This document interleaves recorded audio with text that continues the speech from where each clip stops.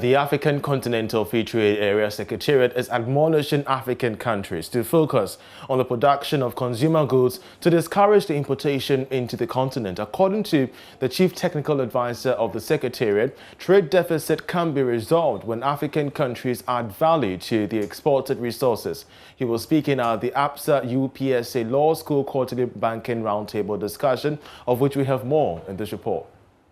The African Continental Free Trade Area aims at accelerating intra-Africa trade and boosting Africa's trading position in the global market. AfTA, with an economic bloc of about $3.4 trillion, is pushing for a continent-wide free trade to 1.3 billion people, regardless of the challenges including poor road and political unrest. Here is Chief Technical Advisor for the Secretariat, Prudence Sebehizi. There are two ways that you can resolve the issue of trade deficit.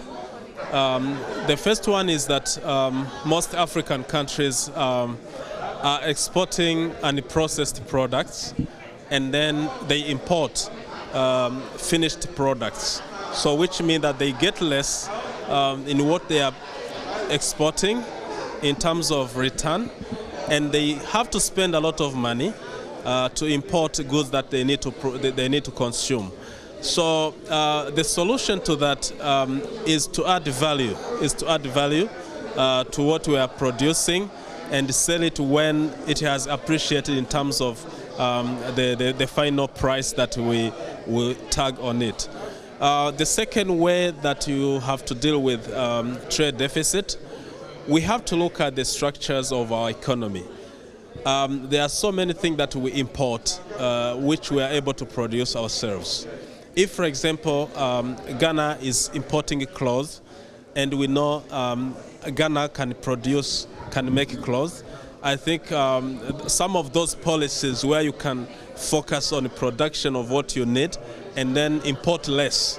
Even if you have to import, you import technology. Also speaking at the roundtable program was Regional Head of Trade of APSA Bank, Solomon Kobna, who explained why APSA Bank was in support of such initiative. At APSA, we are always guided by our brand promise of helping customers get things done and for bringing their possibilities to life.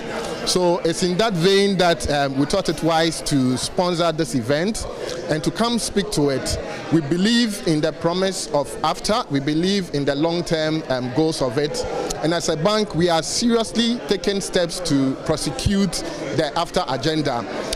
We are taking 3 steps, and they are as follows.